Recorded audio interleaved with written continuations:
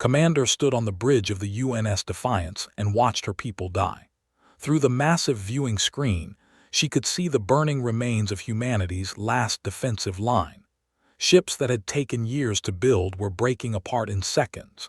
Escape pods floated among the wreckage like seeds scattered in a storm. Most of them would never be rescued. They had come without warning 3 years ago.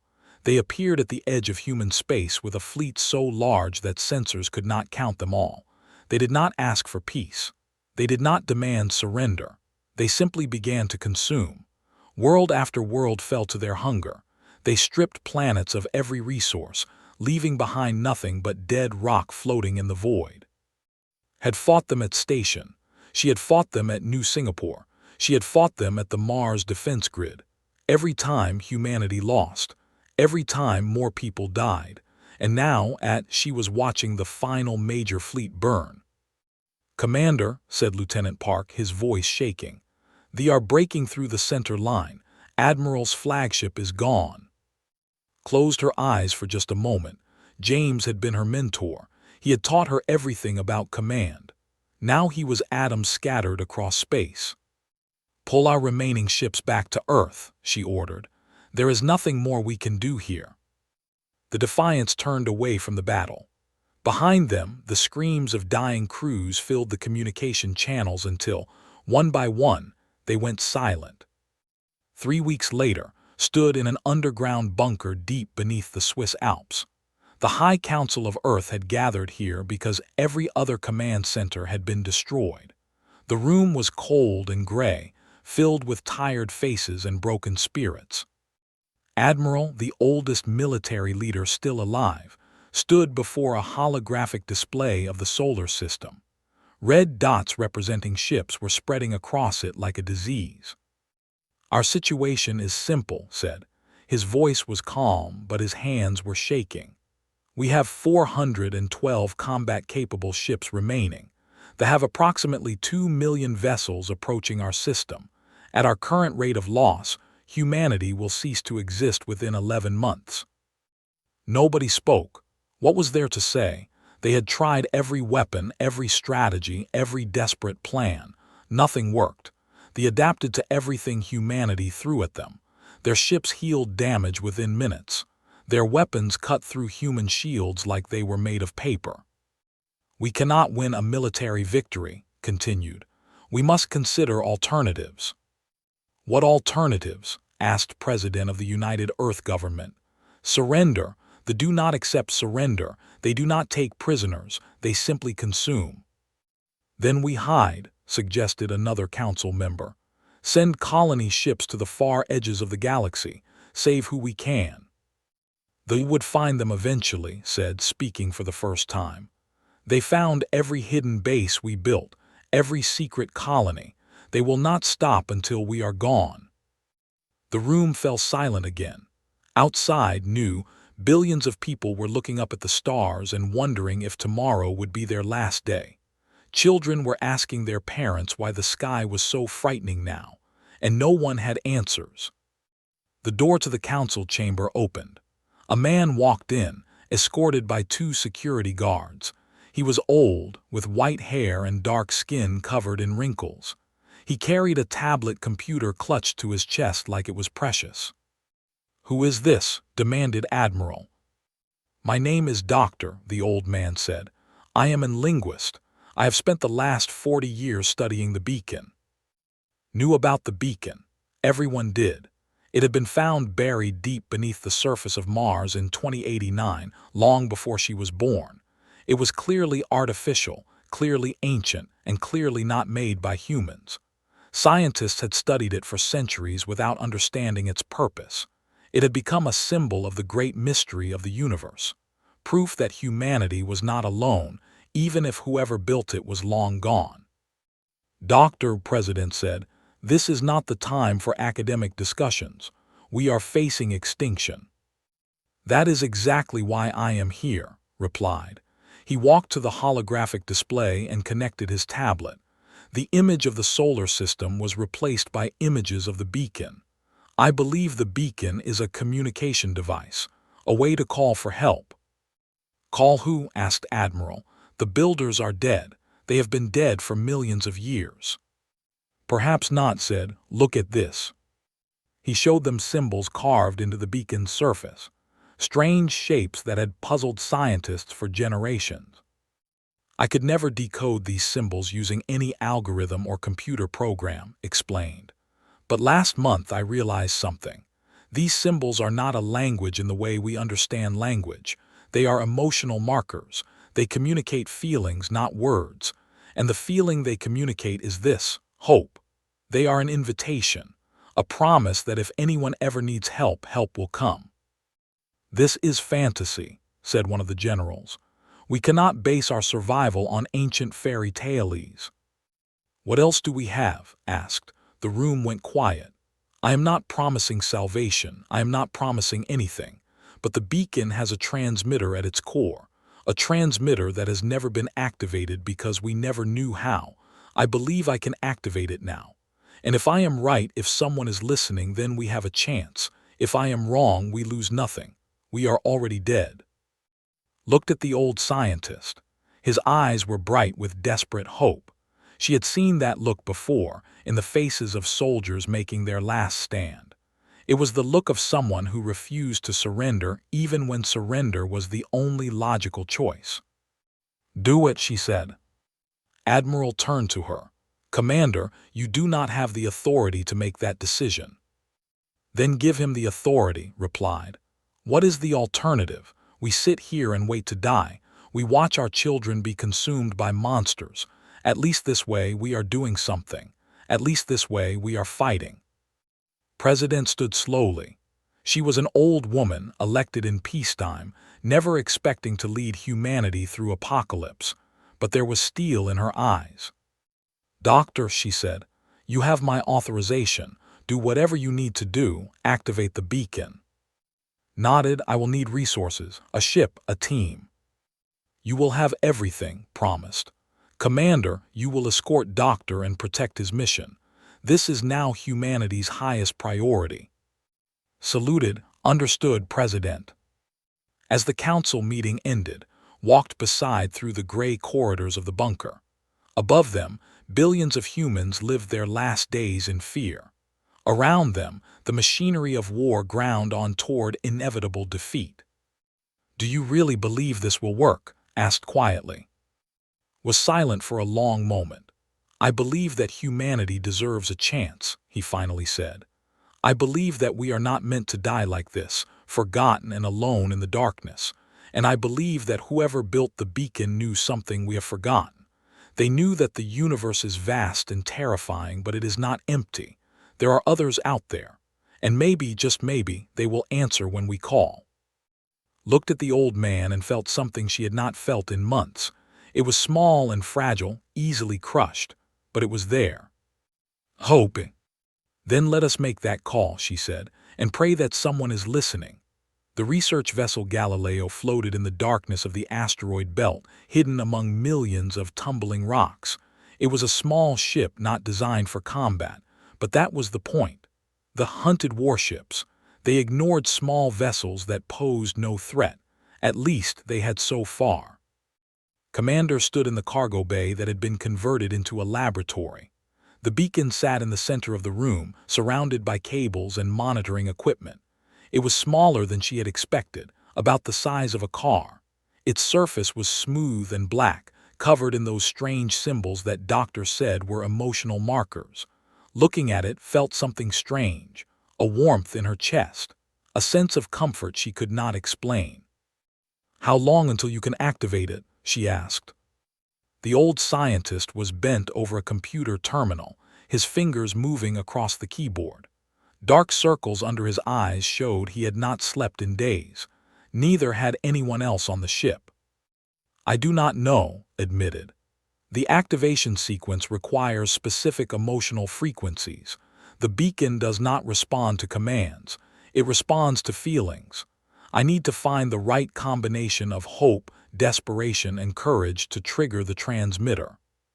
Feelings, repeated. We are trying to save humanity with feelings. We are trying to save humanity with everything we have, replied.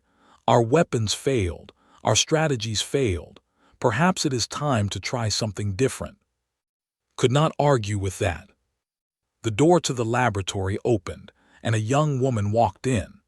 Ensign was 23 years old, fresh out of the academy. She had been assigned to the Galileo as a communications officer, but she had spent most of her time helping study the beacon's symbols. "Doctor," said, her voice excited, "I found something." She handed a tablet showing images of ancient cave paintings from Earth, drawings made by humans thousands of years ago in places like France and Indonesia.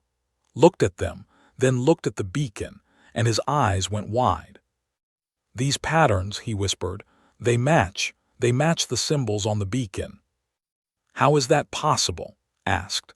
"The beacon has been buried on Mars for millions of years. Human cave paintings are only 30,000 years old." "Maybe the builders visited Earth," suggested. "Maybe they influenced our ancestors. Maybe they planted something in human consciousness, a connection that has been waiting all this time to be activated." Stared at the young ensign. Then he started to laugh. It was not a happy laugh. It was the laugh of a man who had been searching for an answer for 40 years and finally found it in the most unexpected place. "The key is not technology," he said. "The key is humanity itself, our art, our dreams, our deepest emotions. That is what the beacon responds to. That is what the builders wanted." He turned to, "I need you to help me. I need you to think about the cave paintings. Think about what our ancestors felt when they made them. The wonder, the fear, the desperate hope that someone somewhere would see their mark and know they existed." Closed her eyes. She placed her hands on the beacon's surface. The metal was warm, almost like living skin. She thought about her grandmother, who used to tell her stories about ancient spirits. She thought about her parents, who were on Earth right now, waiting to die. She thought about every human who had ever looked up at the stars and wondered if anyone was looking back. The beacon began to glow. Blue light spread across its surface, following the lines of the symbols. A deep humming sound filled the room, vibrating in its bones. The monitoring equipment went crazy, readings spiking beyond anything scientists had ever recorded. Then the beacon pulsed. A wave of energy shot outward, passing through the walls of the ship like they were not there. It traveled faster than light, faster than thought, bending through dimensions that human physics could not explain. And then silence. The glow faded, the humming stopped, the beacon was dark again. "Did it work?" asked. Checked his instruments. The signal was sent. It traveled to somewhere, I do not know where. I do not know if anyone received it. "What do we do now?" "We wait." The waiting was the hardest part.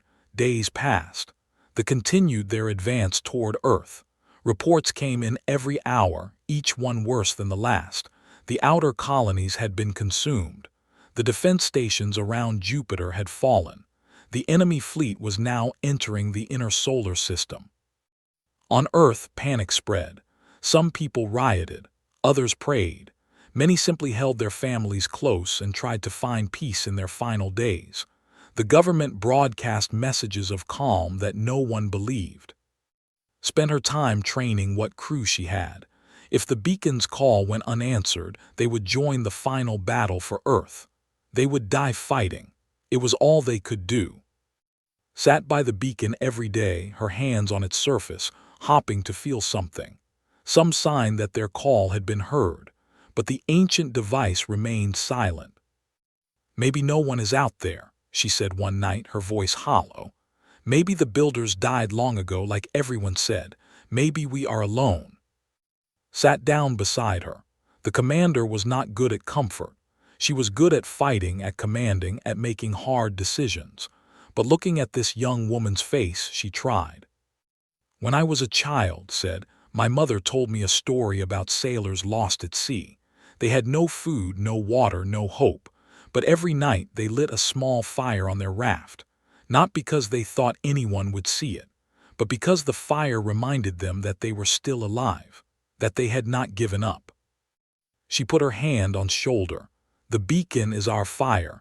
Even if no one answers, we sent the call. We reached out into the darkness. That matters." The alarm sounded. Jumped to her feet and ran to the bridge. On the main screen, she could see the Earth fleet assembling near Luna. 400 ships against 2 million. It was not a battle. It was a statement. Humanity would not hide. Humanity would fight to the last breath. "Commander," the helmsman said, "we are receiving orders from High Command. All ships are to join the defensive line. The final battle begins in 6 hours." Looked at the screen. She thought about and his beacon. She thought about and her cave paintings. She thought about all the people on Earth who were counting on a miracle that might never come. "Set course for Earth," she ordered. "We join the fleet." The Galileo flew toward humanity's last stand. 6 hours later, the battle began. Ships poured into Earth's orbit like a swarm of locusts. Human vessels fired every weapon they had. For a brief, glorious moment, the darkness was filled with light. But they kept coming. They always kept coming. Watched from the bridge of the Defiance where she had transferred to lead a squadron. Around her, ships were dying. Friends were dying. Humanity was dying. Then something impossible happened. Space itself began to tear. A crack appeared in the fabric of reality, burning with light that was not light. It spread across the void, growing larger and larger until it was bigger than any vessel, bigger than anything humanity had ever built. And through the crack something emerged. Ships that description, structures that seemed to exist in more dimensions than the human eye could see. They moved without engines. They shone without light. They were ancient beyond imagination. The beacon had been answered. The ancient beings had come. The battle stopped. Every weapon fell silent. Every ship, human and alike, hung motionless in the void. It was as if the universe itself had paused to witness what was happening. Commander stared at the viewing screen, her mind unable to process what she was seeing. The vessels emerging from the tier in space were not ships in any sense she understood. They were shapes that shifted and changed, structures that seemed to fold through dimensions, geometries that made her eyes hurt when she looked at them directly. They were beautiful and terrifying and impossible. And they were enormous. The largest dreadnought was like an insect compared to the smallest of these newcomers. "Commander," Lieutenant Park whispered, "what are they?" Before could answer, something touched her mind. It was not a voice. It was not words. It was pure meaning flowing directly into her consciousness. And it was not just her. Across the solar system, every human being felt the same thing at the same moment. Billions of minds connected to something ancient and vast. The presence showed them visions. They saw a galaxy young and empty, lifeless rocks circling newborn stars. They saw beings of light moving through the void, seeding worlds with the building blocks of life. They saw civilizations rise and fall across millions of years. They saw wars and peace, creation and destruction, hope and despair. The ancient beings, the ones who called themselves the architects, had existed before Earth was formed. They had created life across 1,000 worlds, nurturing it, guiding it, watching it grow. And when their physical forms became too limited for their consciousness, they had ascended. They became something beyond flesh and blood, existing in a realm between dimensions, observing the universe they had helped create. They had watched humanity's struggles from the beginning. They had seen the first humans look up at the stars with wonder. They had seen the wars and the inventions, the cruelty and the kindness. And they had heard the beacon's call, that desperate cry sent across the void by an old scientist and a young ensign who refused to let their species die in silence. "We have come," the presence said, and every human understood. "But we cannot do what you hope." Felt her heart sink. Around her she sensed the despair of billions. They had called for help and help had come, only to refuse them. Why, she thought, not knowing if the beings could hear her. They could. "Long ago we made a choice," the architects explained. "We would seed life, but we would not control it. We would watch, but we would not interfere. Every species must find its own path. Every civilization must prove its own worth. If we fought your wars for you, you would never grow. You would never become what you are meant to become. You would be our children forever, never standing on your own. The visions changed. Saw other species the architects had helped. Some had begged for salvation and received it, only to become dependent, weak, eventually fatting into nothing because they had never learned to save themselves. Others had been destroyed by enemies while the architects watched, their pain terrible but their principles unbroken. This is our way, the presence continued. We do not break it, not even for you. But then something unexpected happened. Across the solar system, humans began to respond, not with pleas for help, not with anger at being abandoned, but with something else. Found herself speaking, her thoughts broadcast somehow to the ancient beings. Then do not fight for us, she said. Stand with us, not as saviors, not as gods, as allies. Give us the knowledge to fight our own war. Give us the chance to prove ourselves. We do not want to be saved, we want to earn our survival. The presence paused. In that silence felt something she had not expected. Surprise. The architects were surprised. From across the fleet, other voices joined hers. Admiral broadcasting from his command ship. President speaking from the bunker on Earth. Doctor still aboard the Galileo. Her young voice steady and strong. Soldiers and civilians, scientists and children, all of them saying the same thing in different ways. We will fight our own battle, just give us the chance. You are remarkable, the architects said, and there was wonder in the thought. In all our long existence, no species has ever asked us this. They beg for protection. They demand intervention. They curse us when we refuse. But you ask only for the opportunity to stand on your own. You ask us to be partners, not parents. Another pause, longer this time. Could feel the architects deliberating, ancient minds considering a request they had never received before. Very well, they finally said. We will give you what you ask. We will share our knowledge with you. Weapons that can hurt the shields that can withstand their assault. Technology that will bridge the gap between your civilization and theirs. But mastering these gifts will take time, time you do not have. Then buy us that time, said. Hold the line with us, not forever, just until we are ready. You ask us to bleed for you. I ask you to bleed with us. There is a difference. The silence that followed seemed to last forever. Could feel the weight of billions of years pressing down on that moment. The architects had not fought in ages. They had not risked themselves for any species since they ascended. What she was asking went against everything they had built. But something in humanity had touched them, that spark of defiance, that stubborn refusal to accept fate, that willingness to fight even when fighting was madness. We had forgotten, the architects said, and there was something like emotion in the thought, something like respect. We had forgotten what it was to stand in the fire. We had forgotten the value of struggle, of sacrifice, of hope against impossible odds. You have reminded us. You small, fragile, magnificent creatures have reminded us why we seeded life in the first place. The impossible vessels began to move. They spread across the solar system, positioning themselves between Earth and the fleet. Energy shields flickered to life, barriers of force that the enemy weapons could not penetrate. We will hold the line, the architects announced. We will give you the time you need. But understand this, the barrier will not last forever. It costs us greatly to maintain, and we will not destroy the for you. That task must be yours. The war will be won by human hands or not at all. We understand, said, and we will not waste the gift you have given us. The presence began to fade from human minds, but before it vanished completely, it left one final message. Data streamed into every computer system on Earth. Schematics for weapons and shields, scientific principles beyond human understanding, and something else, something deeper.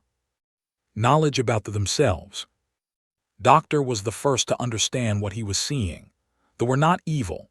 They were not monsters by choice. Long ago, they had been a peaceful species, builders and dreamers like humanity.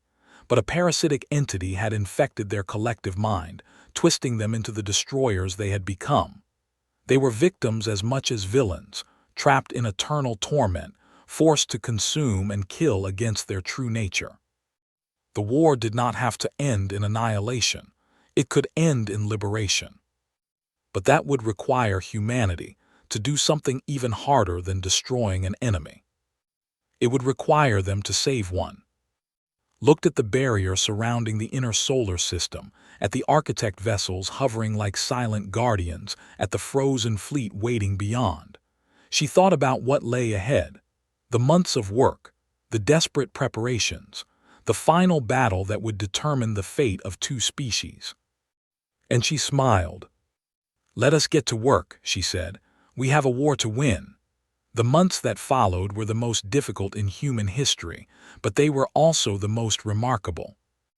Inside the barrier created by the architects, humanity transformed. Factories that had produced cars and computers now built warships. Laboratories that had studied medicine and physics now decoded alien technology. Every resource, every mind, every ounce of human effort was focused on a single goal: survival. Commander oversaw the construction of the new fleet. The ships being built were unlike anything humanity had created before. They blended human engineering with architect principles, combining the best of both civilizations. The old vessels had been weapons of desperation. These new ships were weapons of hope. Doctor led the scientific effort to understand the deeper knowledge the architects had shared. He worked 20 hours a day, sleeping only when his body forced him to stop. The data the ancient beings had provided was vast, far more than any human could absorb in a single lifetime, but focused on what mattered most: the truth about the. They were called the he explained to the War Council, a peaceful species that existed millions of years before humanity. They were artists and philosophers. They built beautiful things and explored the universe with wonder, not hunger. "What happened to them?" President asked. "A parasitic entity," replied.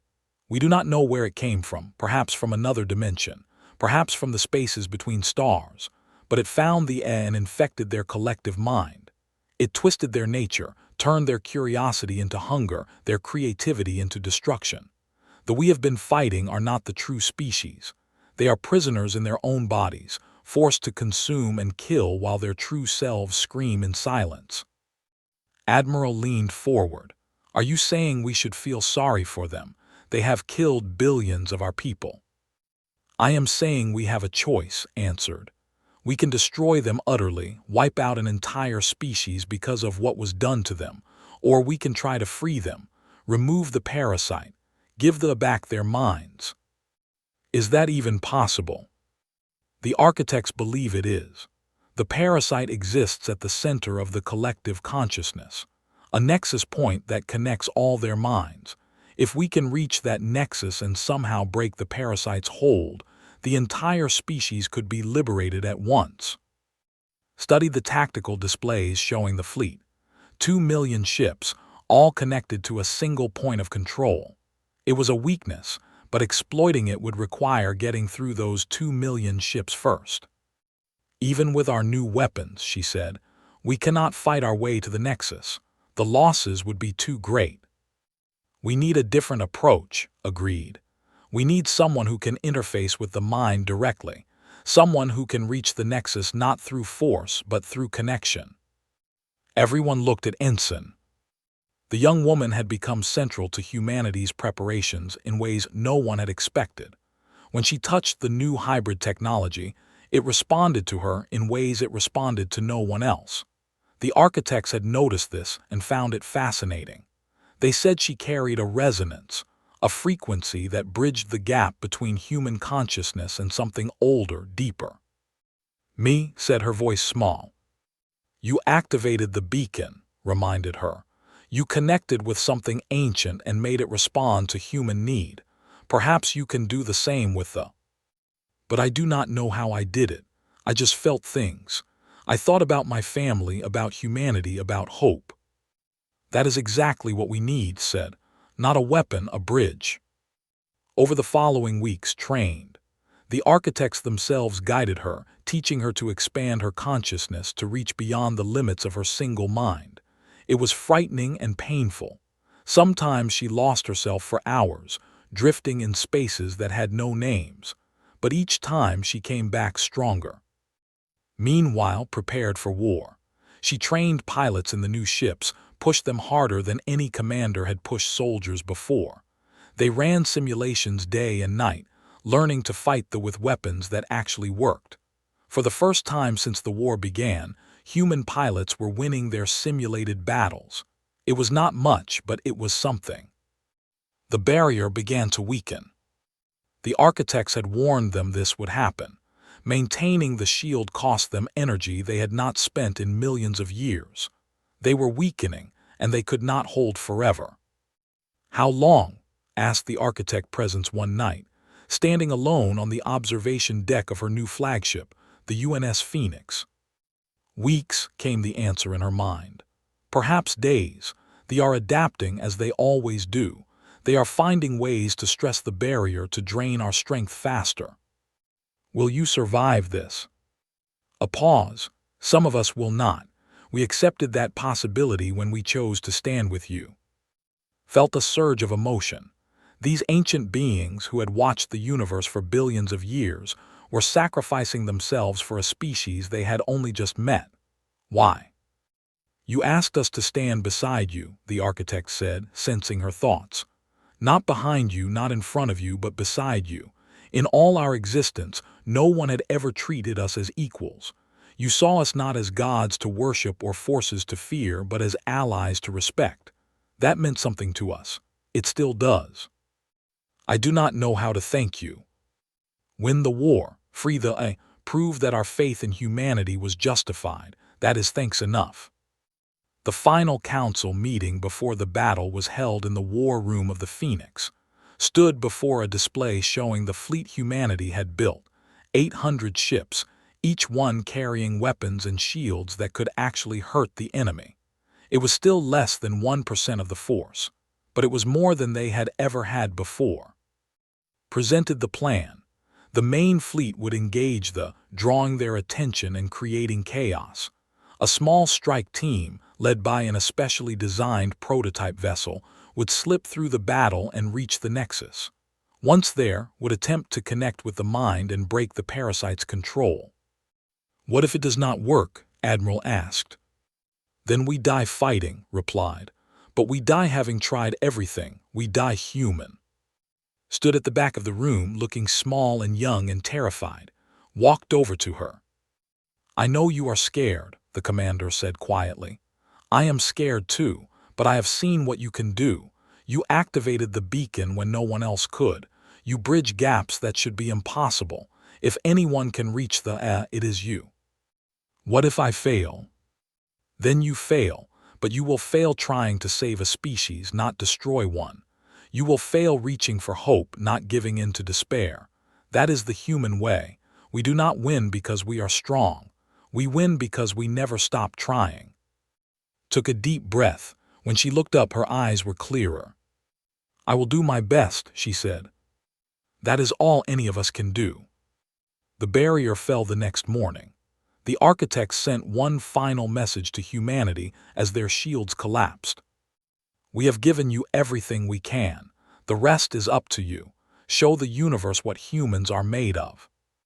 They poured through the gap, hungry for the prey that had eluded them for so long. And humanity rose to meet them. The battle for Earth was the largest in human history. 800 ships against 2 million. It should have been over in minutes. Instead, it became something else entirely. Commander stood on the bridge of the UNS Phoenix, watching her fleet engage the enemy. The new weapons worked exactly as promised. Vessels that had once shrugged off human attacks now exploded under the barrage. The new shields held against strikes that would have destroyed the old ships instantly. For the first time since the war began, humanity was fighting back. But it was not enough. It could never be enough. For every ship destroyed, 10 more took its place. The enemy fleet was endless, a sea of death that threatened to drown everything. "Strike team is launching," reported Lieutenant Park. "Ensign's vessel is clear." Watched the small prototype ship slip away from the main battle, carrying humanity's last hope. Was alone in that vessel, guided only by Doctor's voice through the communication system. She had to reach the nexus, the heart of the collective mind, and somehow break the hold of the parasite that had enslaved an entire species. "Keep the enemy busy," ordered. "Give her as much time as we can."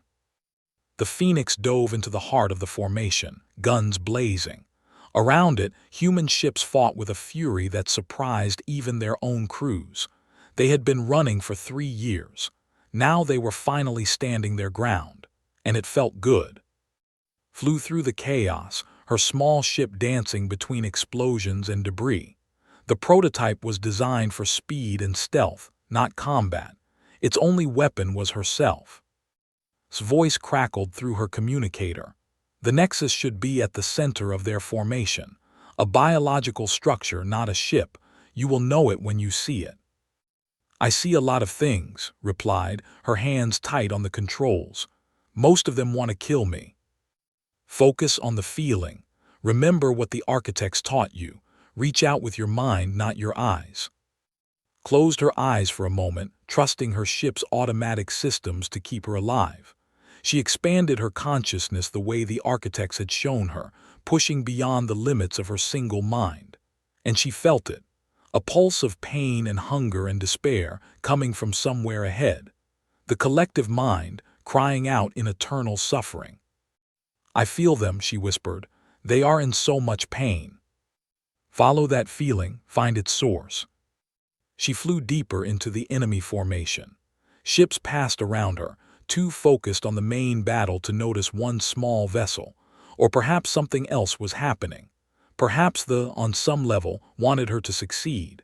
Perhaps the true species trapped inside those corrupted minds was guiding her path. Then she saw it. The Nexus was not a ship. It was a living thing. A massive organic structure floating at the center of the fleet, connected to every vessel by threads of light that pulsed with stolen consciousness. It looked like a brain and a heart and a tumor all at once. It was beautiful and horrible and ancient. "I found it," reported. "It is. I have never seen anything like this." "Get as close as you can," instructed. "Then open your mind." Guided her ship to the Nexus and landed on its surface. The organic material shifted under her vessel, almost like it was breathing. She unbuckled her harness and moved to the interface panel the architects had installed. "Here goes everything," she said, and placed her hands on the panel. The connection was immediate and overwhelming. Consciousness was pulled into the collective mind, a vast ocean of thoughts and feelings and memories. For a terrible moment, she lost herself completely, becoming just another drop in that endless sea. Then she found her center. The training the architects had given her held. She was still human, still determined. She pushed deeper into the collective, following the threads of pain to their source. And there, at the heart of everything, she found the parasite. It was not a creature in any physical sense. It was a pattern, a corruption, a virus of thought that had infected them millions of years ago and rewritten their very nature. It sensed her presence and turned its attention toward her, hungry for a new mind to consume. "What have we here?" The parasite's voice was cold and ancient. "A little human come to save the galaxy. How amusing." "I did not come to save the galaxy," replied. "I came to offer a choice." She reached past the parasite, pushing through layers of corruption until she found them. The true, billions of minds trapped in their own consciousness, forced to watch helplessly as their bodies destroyed world after world. They were screaming. They had been screaming for millions of years. "I see you," said to them. "I know what you were, I know what was done to you, and I am offering you a way out."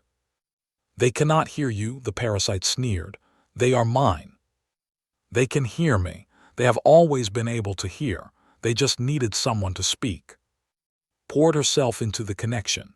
She thought about humanity, about the cave paintings her ancestors had made thousands of years ago, reaching out into the darkness, about her grandmother's stories, about her parents' love, about Commander's courage and Doctor's hope and every human who had ever refused to surrender. She showed what it meant to be free. And they responded. One by one, minds began to break away from the parasite's control. The corruption that had held them for millions of years started to crack. They remembered what they were: artists and dreamers, builders and explorers, beings of curiosity and wonder, not hunger and destruction. "No," the parasite screamed. "You cannot do this, they are mine." "They were never yours," replied. "You stole them, and now they are taking themselves back." The liberation spread like wildfire through the collective. Billions of minds throwing off their chains at the same moment, rejecting the corruption that had defined them for so long. The nexus shuddered. The threads of light flickered and changed color, from sickly red to brilliant blue. Across the battlefield, the fleet stopped. Ships that had been attacking humanity moments before went silent. Weapons that had been firing ceased. For a long, breathless moment, nothing moved. Then they turned on themselves. They attacked the parasitic structures within their own vessels, tearing out the corruption with a fury born of millions of years of slavery. It was violent and terrible and necessary. "Watch from the Phoenix," her heart pounding. "What is happening?" His voice came through the communicator, filled with wonder. "She did it. She actually did it. They are free." When the destruction was complete, a new voice spoke through the communication channels. It was different from anything humanity had heard before. Gentle, grateful, filled with ancient sorrow and newborn hope. "We remember," the said. "We remember what we were. We remember what was done to us.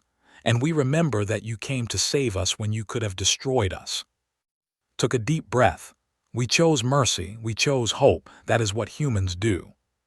"Then we are in your debt, a debt we can never fully repay, but we will spend whatever time remains to us trying." 1 year later, Earth was rebuilding. The scars of war were still visible, but new growth was everywhere. Cities rose from the ashes. Children played in parks that had been battlefields. The stars that had once promised death now promised possibility. They had become humanity's closest allies. Their guilt drove them to help restore what they had destroyed. Their technology merged with human innovation, creating wonders neither species could have achieved alone. The architects prepared to return to their realm between dimensions. Before they left, they spoke one final time to the people of Earth. "You asked why we answered your call," they said. "The truth is simple. We had forgotten. We had forgotten why we seeded life in the first place. We had forgotten the value of hope and struggle and sacrifice. You reminded us. You showed us that the universe is worth nurturing because beings like you exist within it." Admiral stood with and watching the architects fade from view. Around them, representatives from human colonies and the collective gathered in peace. "What happens now?" asked. Looked up at the stars. They were no longer symbols of threat. They were invitations. "Now we find out who else is out there," she said. "And this time, we do not wait for them to find us."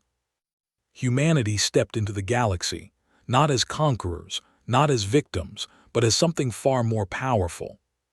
Hope. And the universe would never be the same.